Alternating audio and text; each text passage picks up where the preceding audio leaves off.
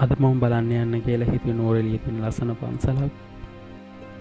නුවරඑළියේ ඉඳලා බදුල්ල පැත්තට කිලෝමීටර් 8ක් වගේ යනකොට හග්ගල ගාඩන් එක පාස් කරලා ටික දුරක් යනකොට තමයි මේ පන්සල අපිට බලා ගන්න පුළුවන් වෙන්නේ.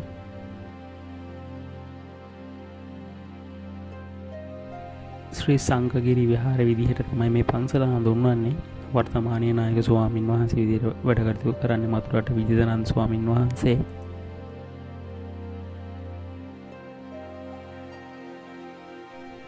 උන්වහන්සේ විසින් මේ පන්සල ලස්සනට පවත්වාගෙන යන්න ගොඩක් මහන්සි වෙනවා.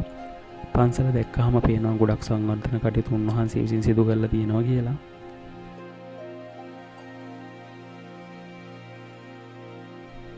නායක ස්වාමින් වහන්සේ සමග කුඩා ස්වාමින් වහන්සේලා කිහිප නම මේ පන්සලේ වැඩ වාසය කරනවා. ඔයාලත් මේ පන්සලට ගියොත් පුළුවන් විදිහට මේ පන්සලට මොනවා හරි දෙයක් පූජා කරන්න.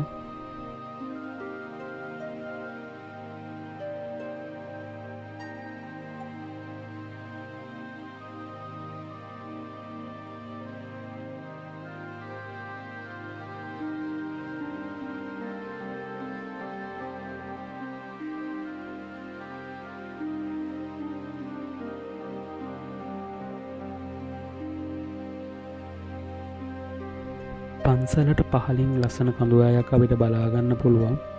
ඒ වගේම තමයි පන්සලට ඉහළින් හග්ගල කන්ද අපිට බලාගන්න පුළුවන්. මේ පන්සල ලස්සන නිදහස් නිස්කලංක පන්සලක්. නුවරඑළිය ගියොත් ඔයාලත් මේ පන්සලට යන්න අමතක කරන්න එපා. නුවරඑළිය බදුල්ල ප්‍රධාන පාර අයිනෙම මේ පන්සල තියෙන නිසා අපහසුයක් නැතුවම අපිට මේ පන්සලට යන්න පුළුවන්.